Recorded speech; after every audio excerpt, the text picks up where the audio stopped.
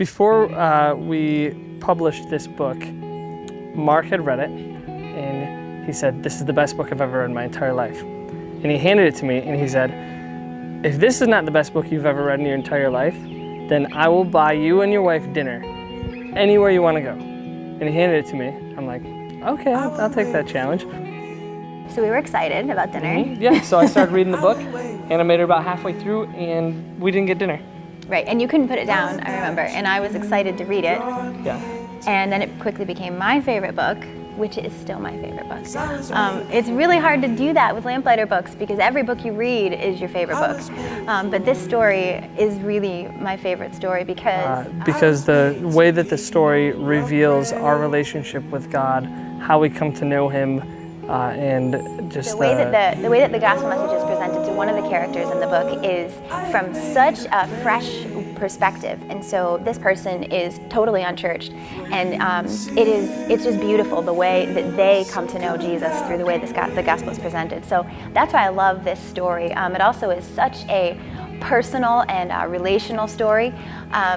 Bridget, so I'll tell you a little bit about the story. The main character is Bridget, and she is a young woman. Her father dies, and she meets this young man, and young woman in the 1800s. She's really vulnerable, and he proposes to her. It explains the gospel message two different ways, which I love so much. If you are completely unchurched, it hits you in such a fresh way, and the other way, if you've grown up in church, or if you are religious, you think you're fine. The gospel is presented in a really beautiful way that it's about a relationship with Jesus and not laws and rules. I love this book because it really shows us, just gives us a heart for the Word of God, and how as we get to know Him, as we become more acquainted with God's love letter to us, His Word.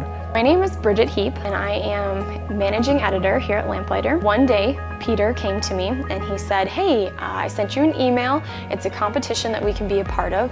Go ahead and take a look at it." So I read through the email, and the email was from Owasso. Now, they are the company that we order all of our dies from for the bindery, and the dies are the actual metal plates that we use to stamp on our books to give us the beautiful engraving or to put our foils on the covers. And so I looked over the email, and it said, "Hey, join our competition, submit books for, to be able to win an award," or different facets of bookmaking, whether it be foil stamping or different areas. And so I said, "Hey, this is awesome. I'd love to do this." Peter said, "Go ahead and pick out a book." And we were just about to release this book, The Secret Bridge.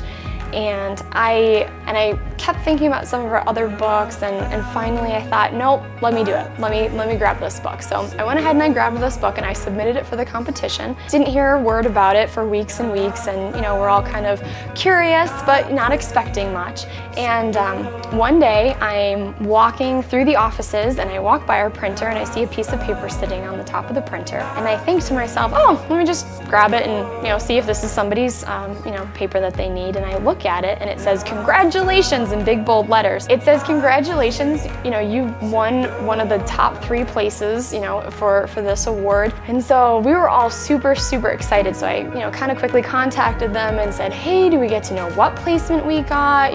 This is our first time doing this. What do we need to do?" And so I got notified saying that there's gonna be a big ceremony announcing who the actual placements were gonna be, who the gold, silver, and bronze medal were gonna be for this particular category. And so we were invited to go. Now, unfortunately, that ceremony was going to be during the week of our Lamplighter Theater Live, so none of us were going to be able to go and actually be a part of the ceremony. So not only could we not go to the ceremony, but we had to wait even longer to figure out which placement we actually won.